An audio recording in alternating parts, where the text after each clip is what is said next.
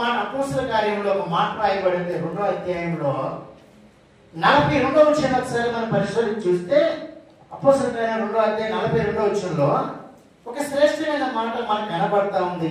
ఆ మాటను మనం చదువుకోబోతా ఉన్నాం. మీరు అపోస్తలుల బోధ యందును సహవాసమందును రొట్టె విరుచుట యందును ప్రార్థన చేయుట యందును ఎడతెగక ఉండిరి. అప్పుడు ప్రతి వానికి భయము కలిగిన. ఏం కలుగుతుంది? ఇక్కడ భయము కలుగుతుంది. ఎప్పుడు భయం కలుగుతుంది? సహవాసంగా ఉన్నప్పుడు, సహవాసంగా కూడినప్పుడు మన జీవితాల్లో మనకి భయం కలుగుతుంది. సహవాసం లేకపోతే మానవుడికి భయం ఉండదు. ఎప్పుడైతే మనం రొట్టె విరిచిట్లో ప్రార్థించట్లో దేవుడి సన్నిధిలో కనిపెట్టుకొని ఉన్నప్పుడు మనకు భయం కలుగుతుంది. దేవుని భయము. అది పోయిన వారం మీకు మధ్యలో ఒక మాట చెప్పాను. యేసు ప్రభు అన్నాడు, కొంతమంది శిష్యులు తీసుకొని ఎక్కడికి వెళ్ళాడు? ఆ కొండ ప్రాంతానికి వెళ్ళాడు. వెళ్ళి అక్కడ ప్రార్థన చేయడానికి వెళ్ళాడు. కొంతమంది ఏం చేశాడు? కింద పెట్టి ఈయన కొంచెం ముందుకు వెళ్ళాడు. ఈయనకేం చెప్పి వెళ్ళాడు? పోతా నేను ప్రార్థన చేసుకోవడానికి వెళ్తాను, నేను వెళ్ళి ప్రార్థన చేసుకుని వచ్చేంత వరకు మీరు కూడా ఏం చేయండి? ప్రార్థన చేయండి అన్నాడు. అయ్యా సరేనయ్యా, మీరు వెళ్ళండి, ప్రార్థన చేసుకొని రండి, మేము కూడా ప్రార్థన ప్రారంభిస్తాం. నేను వచ్చేంత వరకు మేము ప్రార్థనను చేస్తాం అన్నాడు. ఆయన వెళ్ళాడు, ప్రార్థన చేశాడు. ఆయన ప్రార్థన సాధించుకొని దీని దగ్గరికి వచ్చి ఏం చేస్తున్నారు? గొరకలు పెట్టి నిద్రపోతున్నారు. మనుషుల్లో సమాధానం ఐక్యత లేదు. మానవుడికి సమాధానం నెమ్మది లేదు. దేనికి ప్రాధాన్యత ఇవ్వాలో, దేవుడు ఏం మాట్లాడో ఏం చెప్పాడో వాళ్ళని మర్చిపోయారు. మర్చిపోయి ఏం చేశారు? నిద్రపోవడానికి ఇష్టపడ్డారు. సహవాసంలో ఉన్నవారు, ఫెలోషిప్లో ఉన్నవారు, వారు నిత్యము దేవుని స్తుతిస్తారు. వారు నిత్యము దేవుని ఆనందిస్తారు. ఇంకొన్ని కింద చదివితే ఇంకొన్ని మాటలు మనకు కనబడతాయి. మరియు అనేక మహత్కార్యములను సూచక్రియలను అపోస్తలుల ద్వారా ఎప్పుడు జరిగాయంటే వీళ్ళు ఎప్పుడైతే సహవాసంతో కలిసి ప్రార్థన చేశారో, దేవుని స్తుతించారో, అక్కడ గొప్ప కార్యములు జరిగాయి. ఈరోజు గొప్ప కార్యం జరగాలంటే మనం ఏం చేయాలి? 3 పూటలు తిని కదండి, ఎక్కడైనా మంచి నీడ దొరికితే అక్కడ కూర్చుంటే మనకు మంచి కార్యాలు జరుగుతాయా? వారి కూడి ఉన్న చోట దేవుని స్తుతించారు, గణపరిచారు, ఐక్యతతో కలిశారు, ప్రార్థించారు, రొట్టె విరిచారు, ఒకరి గురించి ఒకరు ప్రార్థించారు. అందువలన వారికి మంచి కార్యములు జరిగాయి. ఈరోజు మన నలుగురు కలిస్తే ఏ కార్యాలు జరుగుతున్నాయి చెప్పు మిత్రా? ఏం కార్యాలు జరుగుతున్నాయి? ఈరోజు మన క్రైస్తవులే కదండి, మన వాళ్ళే నలుగురు కలిస్తారనుకోండి, దైవికంగా మాట్లాడుకుంటామా? ఇచ్చిగా చెప్పండి. మీరు గుండె మంచి చేసుకొని నలుగురు కూర్చున్నాం చెట్టు కింద, అరుగు దగ్గర, ఇంటి దగ్గర, బడి దగ్గర ఏం చేసుకుంటాం? నిషా చెప్పు. నలుగురు కూడుకుంటాం. అక్కడ కూడుకొని ఏం చేస్తాం? అల్లం మూల ఆమె తీసుకొస్తాం. ఎవరిని? అల్లం మూల ఆమె తీసుకొస్తాం. వీళ్ళు ఎవరు? ప్రార్థన పోయేవాళ్ళే, దశభాగం ఇచ్చేవాళ్ళే, కానుకలు ఇచ్చేవాళ్ళే, చర్చికి కరెక్ట్గా వచ్చేవాళ్ళే. వీళ్ళు ఎవరి గురించి మాట్లాడుకుంటారు?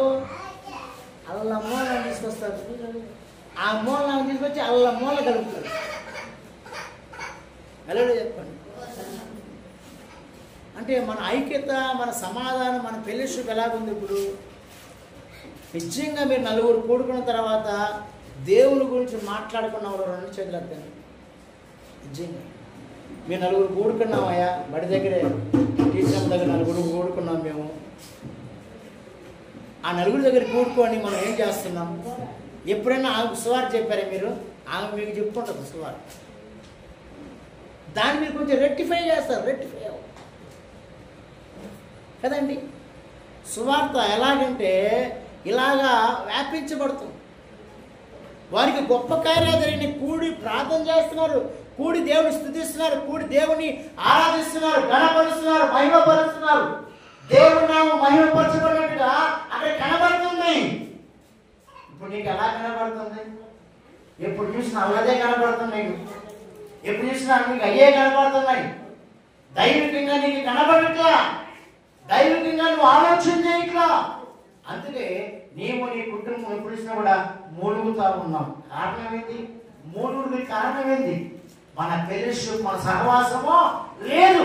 ఒక ఇంట్లో నలుగురు ఉన్నాం అనుకోండి, నలుగురు ఏం చేయాలి? కూర్చొని ఏం చేయాలి? ప్రార్థన చేయాలి.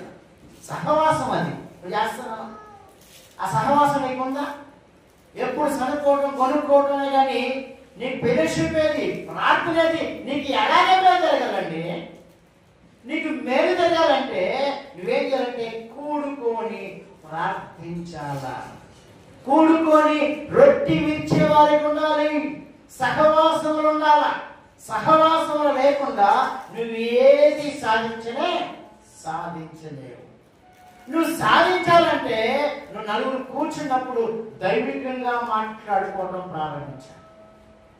దైవికంగా మీరు మాట్లాడుకోవడం ప్రారంభించినప్పుడు అది నీకు ఏమైతే కలుగుద్ది, ఒకవేళ తెలియని కూడా తెలుసుకుంటాం. నలుగురు ఉంటారు కదా, నలుగురు ఏం మాట్లాడుకుంటున్నప్పుడు ఒకరు తెలియదు ఒకరు మాట్లాడి చెప్తారు, ఒకరి గురించి ఒకరికి తెలియని దాన్ని ఒక మాట తెలియపరుస్తారు, వాళ్ళకి వీళ్ళకి సంభాషణ జరుగుతుంది. అప్పుడు తెలియని దాన్ని కూడా మనం ఏం చేస్తాం? తెలుసుకుంటాం. ఇవి తెలుసుకోవాలి మనం, తెలుసుకోవాల్సింది తెలుసుకోవాలి మనం కదండి. ఒట్టి అన్ని మనం తెలుసుకుంటాం. అందుకే ఇంకొక మాట రాయబడి చూద్దాము. ఇంకో మాట 2 సమూయేలు గ్రంథంలో 7వ అధ్యాయం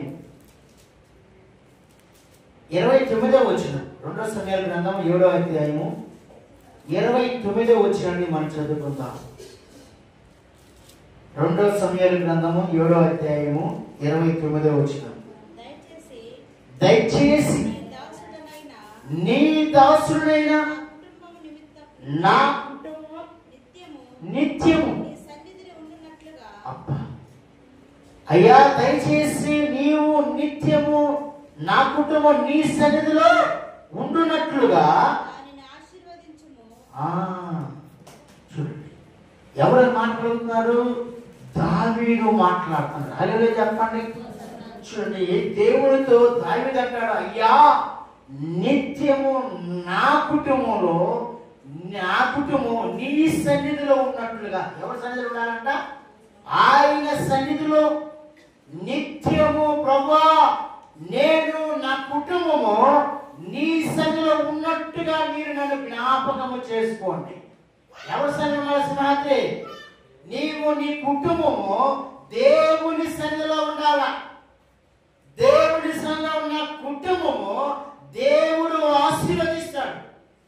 దేవుని సన్నిధిలో ఉండటానికి దేవుని పాదశాలలో ఒక ఫెలోషిప్ కలిగి, ఒక సహవాసం కలిగి నువ్వు ఉండి దేవుని అడగాలి. అయ్యా, నా కుటుంబాన్ని జ్ఞాపకం చేసుకో. నా కుటుంబము నిత్యము ఎప్పటికీ నేను నీ సన్నిధిలో ఉన్నట్టుగా నన్ను జ్ఞాపకం చేసుకోయ్యా, నన్ను జ్ఞాపకం చేసుకో. చూడండి, ఈరోజు మన కుటుంబాలు ఎక్కడుండాలంటే దేవుని సన్నిధిలో ఉండాలా. దావీదు మాట్లాడుతున్నాడు, అయ్యా నన్ను నా కుటుంబాన్ని నిత్యము, ఆదివారం పూటే కాదు, ఏదో కడుపులోకి వచ్చింది, జ్వరం వచ్చింది, బలహీనత వచ్చింది, మొక్కుబడిగా ఏదో పులిహారం చేశాను, తీసుకొచ్చి ఇచ్చాను, అయిపోయింది కాదు. నిత్యము కూడా నేను నా కుటుంబం నీ సన్నిధిలో ఉన్నట్టుగా నన్ను నువ్వు జ్ఞాపకం చేసుకోయ్యా. ఆయన సన్నిధిలో ఉండడానికి దావీదు ఇష్టపడుతున్నా. దావీదు ఎవరైనా సాధారణమైన మనిషా కదండి? సాధారణ మనిషి అయినా దావీదు అంటే ఒక రాజు, ఒక దేశానికి ఒక రాజు. ఆ రాజు దేవుని పాదం తీసుకొచ్చి దేవుని దగ్గరికి వచ్చి దేవుని బతుకులాడుతున్నాడు. అయ్యా నన్ను నా కుటుంబాన్ని ఒక్కసారి జ్ఞాపకం చేసుకోయా. దేని కొరకు జ్ఞాపకం చేసుకోవాలి? నిత్యము నీ సన్నిధిలో ఉన్నట్టుగా బడి దగ్గర కూర్చున్నట్టుగా, అరుగు దగ్గర కూర్చున్నట్టుగా, చెట్టు దగ్గర కూర్చున్నట్టుగా, వీధులో చెమ్మలాట ఆడినట్టుగా రాయబడాలి అక్కడ. సీరియల్ దగ్గర కూర్చున్నట్టుగా రాయబడాలి అక్కడ. దేవుని సన్నిధిలో నిత్యము నేను నా కుటుంబం నీ సన్నిధిలో ఉన్నట్టుగా, చెప్పండి, ఆయన సన్నిధిలో ఉన్నట్టుగా, ఆయన సన్నిధిలో నిలబడినట్టుగా దావీదు అంతగా ప్రభువుని ఏం చేస్తున్నాడు? బతిమలాడుతున్న ఒక రాజు అయ్యండి. క్రీస్తు ప్రభు పెట్టారా? ఒక రాజు అయ్యండి దావీదు దేవుని ఏం చేస్తున్నాడు? బతిమలాడుతున్నాడు. ఈరోజు నువ్వు బతిమలాడుతున్నావా?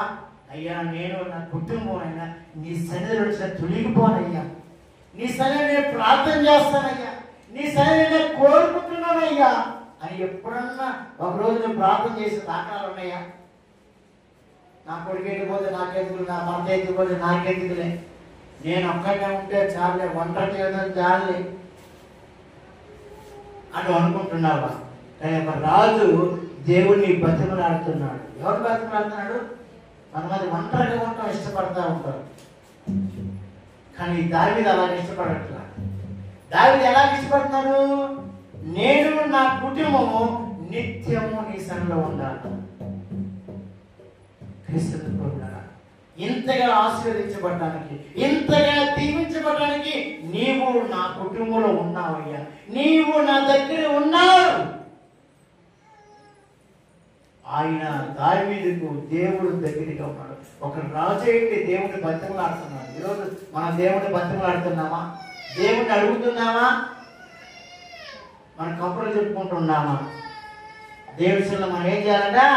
బతిమలాడాలి. నువ్వు ప్రార్థన చేయి, కూర్చొని వాళ్ళకి చెప్పాలి. నువ్వు కూర్చొని ఏం చేయి? ప్రార్థించి. అదే అధ్యాయంలో ఇంకొక మాట రాయబడి ఉంది. 7వ అధ్యాయంలోనే 18 వచ్చిన అనుకుంటా. చూడు, దావీదు రాజు ఎక్కడంట? లోపల ప్రవేశించి అబ్బా ఎక్కడ కూర్చున్నాడంట? దావీదు లోపలికి వెళ్ళి అక్కడ యెహోవా సన్నిధిని కూర్చుండి ఇలాగ మనం చేసిన నా ప్రభువా యెహోవా, అప్ప ఎంతగా నన్ను నీవు హెచ్చించుటకు. అంటే ఒక రాజు అంటాడు, అయ్యా ఎంతగా నేను హెచ్చించబడడానికి నేను ఏమాత్రం వాడిని. ఒక రాజు ఏంటి ఆ ఇంట్లోకి వెళ్ళి కూర్చొని దేవుని సన్నిధిలో మొరపెడుతున్నాడు. ఆయన నన్ను ఇంతగా హెచ్చించడానికి నేను ఏ పార్టీ వాడిని, నాకు ఏ యోగ్యత ఉంది, నాకు ఏ ఐక్యత ఉంది, నన్ను ఇంతగా నన్ను ఆశీర్వదించావు, ఇంతగా నన్ను దీవించావు, నేను ఏ పాటి వాడని ఒక రాజు దేవుని సన్నిధిలో చేరి ఆయన బతిమలాడుతూ బాధపడుతూ వేదన చేస్తున్నాడు.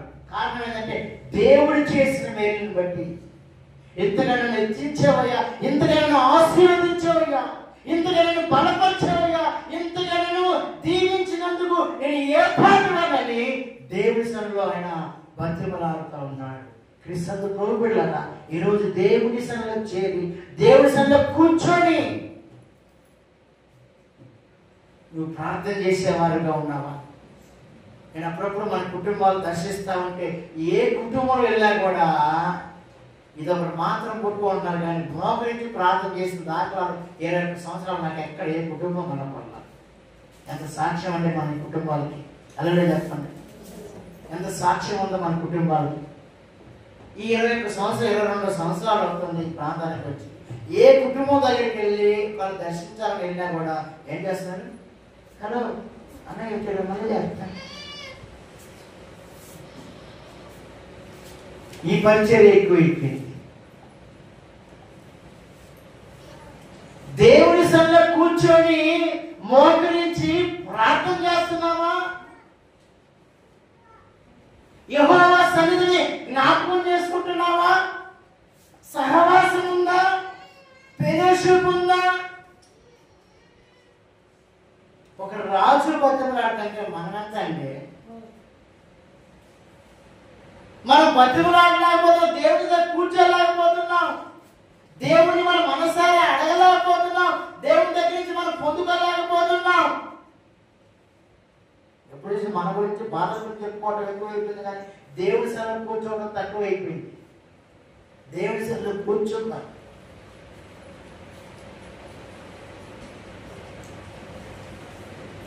అబ్రహాము ఆశ్రయించబడటానికి దేవుడు చెప్పిన ప్రతి మాట విన్నది. అబ్రహాం విన్నాడు ప్రతి మాట. అబ్రహాం దేవుడు మాట్లాడిన ప్రతి మాట విన్నాడు కనుక దేవుడు అబ్రహాము ఆశీర్వదించాడు. అబ్రహాము అనేకులకి తండ్రి అయ్యాడు. అబ్రహాము సంతతి దీవించబడింది, కుటుంబం దీవించబడింది, పిల్లలు దీవించబడ్డారు. దాన్ని చూసిన వారందరూ కూడా ఆనందించబడుతున్నారు. ఎందుకంటే దేవుని సన్నిధిని వాళ్ళు మర్చిపోలేదు. మర్చిపోవడానికి ఆయన అన్యాయస్తుడు. హల్లెలూయా చెప్పండి, గట్టిగా చెప్పండి. మర్చిపోవడానికి ఆయన అన్యాయస్తుడు కాదు. ఈరోజు దాని మాట ఎంతగా చింతపడడానికి నేను ఏ పార్టీ వాళ్ళని? ఆయన యెహోవా సన్నిధిలో కూర్చొని ఆయనకు మొరపెడతా ఉన్నాడు. ఆయన స్తుతిస్తున్నాడు, ఆయన గణపరుస్తున్నాడు, ఆయన కీర్తిస్తున్నాడు. ఆయన చేసిన ప్రతి మేలుకి కృతజ్ఞత కలిగి ఆయన జీవిస్తున్నాడు. ఈరోజు నీ జీవితంలో నీకు కృతజ్ఞత ఉందా? కృతజ్ఞత కలిగి నువ్వు జీవిస్తున్నావా? కృతజ్ఞత కలిగి దేవుడి సన్నిధిలో కూర్చుంటున్నావా? ఒక మేలు జరిగిన సంకలం చేసుకొని పరిగెత్తుతున్నావే, ఆ మేలుకు రెట్టింపు కలగాలని నువ్వేం చేయాలి? ముందుకు కొనసాగించబడాలి.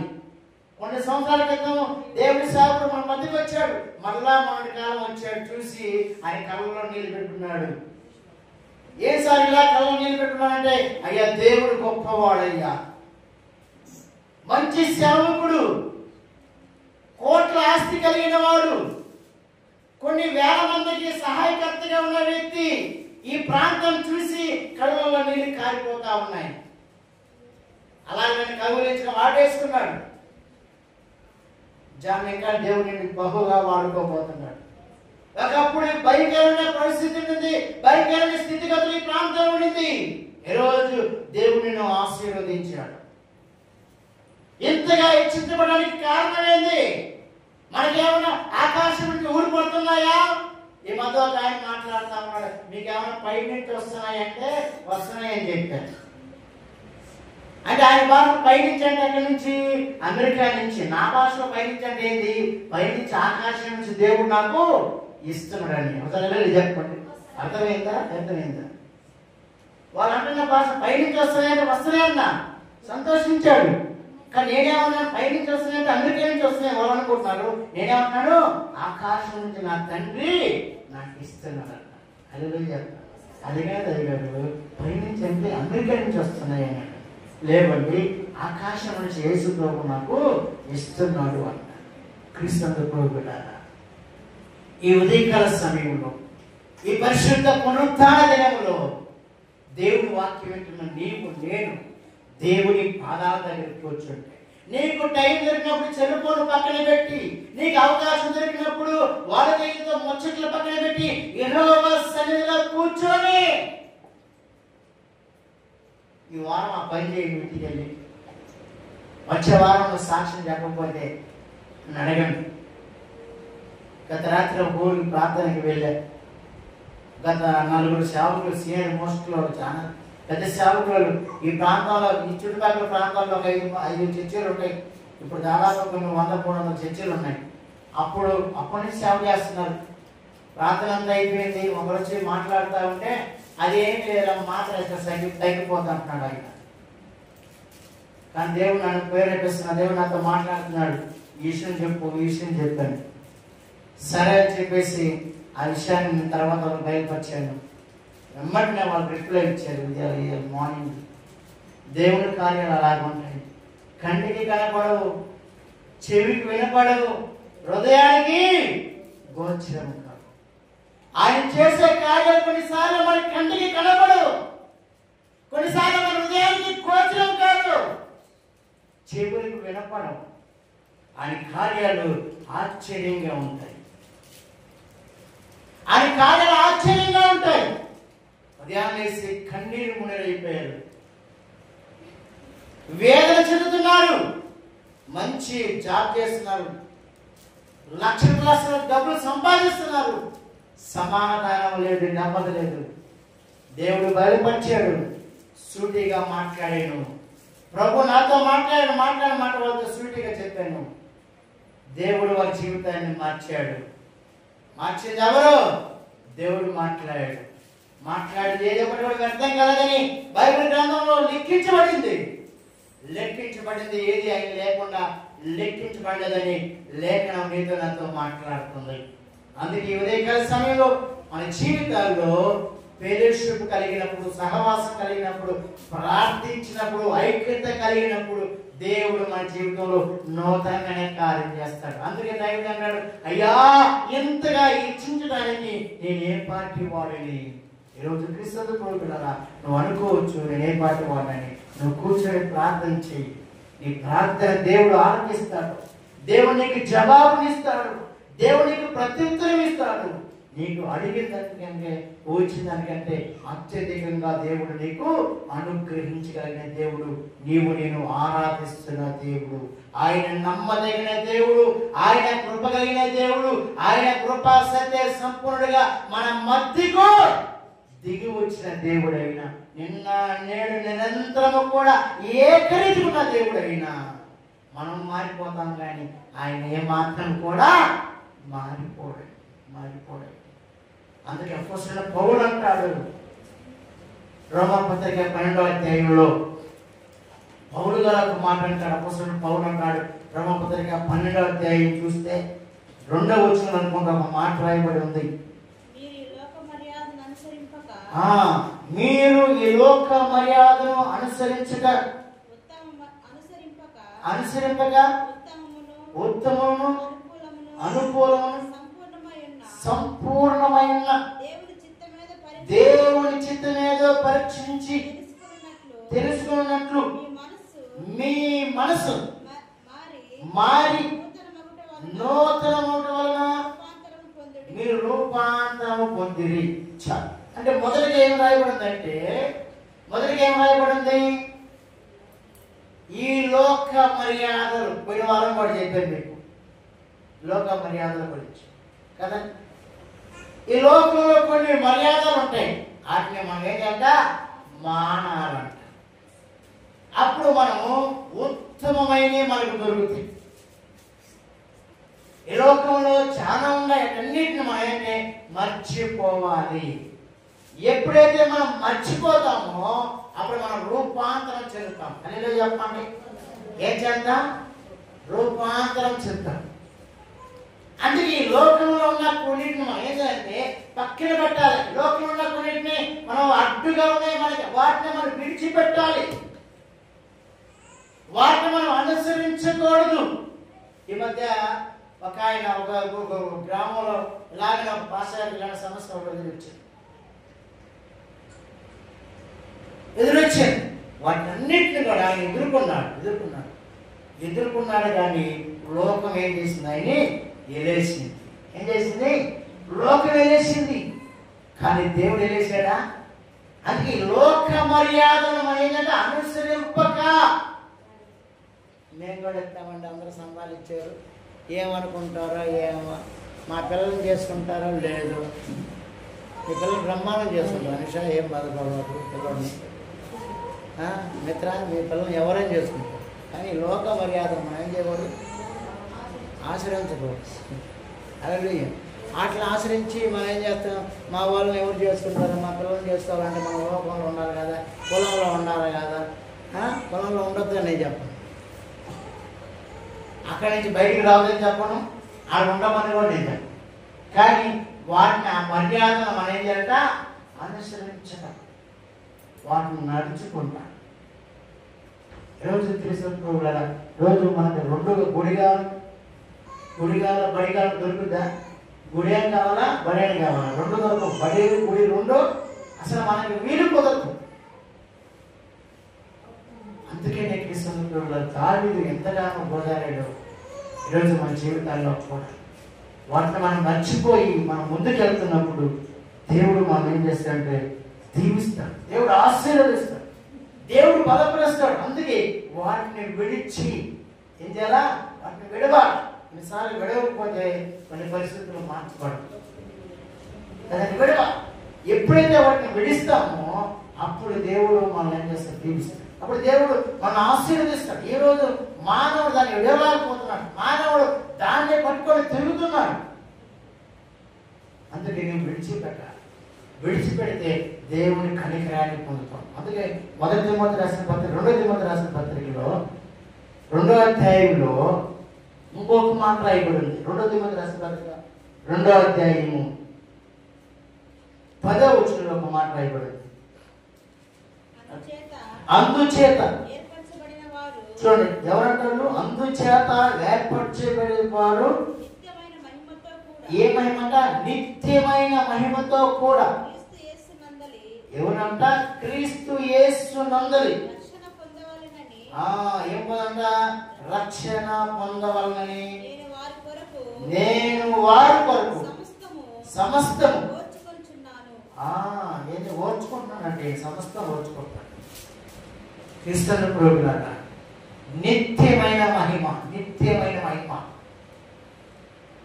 వాటి కొరకు మన సమస్తాన్ని కూడా భూమి మీద విడిచిపెట్టుకోవాలి. వాటి కొరకు మనం జీవించాలి. నిత్యమైన మహిమ అంటే ఎప్పుడు ఉండే మహిమ. నిత్యం అంటే అంత సంపూర్ణత.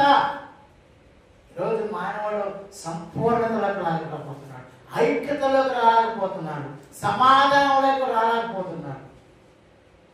మన జీవితాల్లో సమాధానం, నిత్యమైన మహిమ మనకు కావాలి. ఆ నిత్యమైన మహిమలో మనం జీవించాలి. అందుకే ఇంతగా నన్ను ఆశీర్వదించడానికి, ఇంతగా నన్ను దీవించబడడానికి నేను ఏ పాటి వాడినాయని దావీదు దేవుణ్ణి భాషను అడుగుతున్నాడు. ఆఖరి ఒక మాట చదువుకున్నాం. 119వ కీర్తనలో 9వ వచనంలో ఒక మాట రాయబడి ఉంది. 119వ కీర్తన 9వ వచనం చూస్తే అక్కడ ఒక మాట మనకి రాయబడి ఉంది. ఆ మాట మనం చూద్దాం. 119వ కీర్తన 9వ వచనం. యవనస్తులు దేని చేత తమ నడకను శుద్ధిపరచుకుంటారు? నీ వాక్యమును బట్టి కదా, చూసుకున్న చేతనే కదా. కృష్ణ కూడా యవనస్తులు ఈరోజు చాలా మంది మాట్లాడుతూ ఉంటే, యవనస్తులు ఎలాగా తన నడకను శుద్ధీకరించుకుంటారు అంటే దేవుని వాక్యము ద్వారా. దేవుని వాక్యం ద్వారా తన నడకను ఏం చేయబడతాము? శుద్ధీకరించుకుంటాను, పరిశుద్ధపరచుకుంటాను. ఈరోజు దేవుని వాక్యం వినక, దేవుని వాక్యాన్ని మనం పఠించగా, దేవుని వాక్యంలో మనం లేక మన జీవితాలు కొన్నిసార్లు అటు ఇటు తిరుగుతూ ఉంది. అందుకే యవనస్తులు తొట్టుతున్న కారణం ఏంటంటే దేవుని వాక్యం వారిలో కొదువైపోయింది. దేవుని వాక్యం కొదువైపోయింది మనుషులు. ఆ కొదువైపోయిన మాట దేవుడు అంటారు, దేని చేత మీ నడకను శుద్ధీకరించుకోవడానికి? దేవుని వాక్యాన్ని బట్టి కాదా.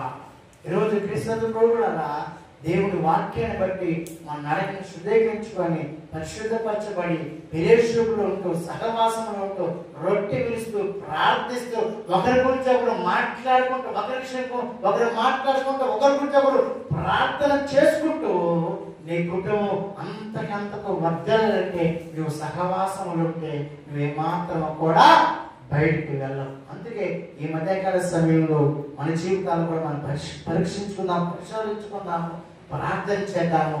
దేవుడి ఫెలోషిప్లో మనం అందరం కూడా ఉండాలని ప్రభావం మనం చేస్తూ ఈ చిన్న మాటలను నేను ముగిస్తున్నాను. అట్టి కృప పరిశుద్ధాత్మ దేవుడు మనందరి అనుగ్రహించి ముందుకు నడిపించును కాక. అందరం తలలో ఉంచుదాం, కళ్ళు మూసుకుందాం, ప్రార్థన చేసుకుందాం. పరిశుద్ధ ఆత్మ దేవుడు మీతో మాట్లాడిన ప్రతి మాటను దేవుడు దీవించి ఆశీర్వదించి బలపరిచి మన వెనుకల్లో భద్రపరిచేలాగా మనందరూ సహవాసం కలిగి ప్రార్థన పూర్వకంగా మనందరం ఉండేవారు ఉండడానికి కృప చూపించాలని ప్రార్థన చేసుకుందాం. మహోన్నతుడా, మహాకరుడ, ఆశ్చర్యకరుడ, ఆలోచనకర్త, బలవంతుడా, బలశూరుడా, నిన్న నేడు నిరంతరం ఏకీకృతమైన మా తండ్రి స్తోత్రాలయ్యా. ఈ మంచి మధ్యకాలం మీరు నిలబెట్టుకొని నా ద్వారా మీరు మాట్లాడిన ప్రతి మాటను బట్టి మీకు స్తోత్రాలు. దావీదు అన్నాడు, ఇంతగా నన్ను హెచ్చించబడటానికి నేను ఏ పాటి వాడిని అన్నాడు బాబా. నీ సంలో కూర్చున్న వాడిని విడిచిపెట్టే దేవుడు కాదు. మీరు తలగా ఉంటారు కదా, మేము త్వరగా ఉంటుందని వాగ్దానం చేసిన దేవుడు ప్రభా. ఈ మధ్యకాలం వాక్యం ద్వారా మా జీవితాన్ని పరిశుద్ధపరచుకొని, ఐక్యపరచుకొని, సమాధానం కలిగి, ఫెలోషిప్ కలిగి, ప్రార్థించే గుంపులో, సహవాసంలో, రొట్టె విచ్చుట్లో, ప్రార్థించుట్లో నమ్మకంగా ఉండడానికి నేను ఉపదేశాన్ని ప్రార్థిస్తాను. వారం అంతా యేసు క్రీస్తు నామములో ప్రార్థన చేసి అడిగి వేడుకుంటున్నాం తండ్రి. ఆమేన్.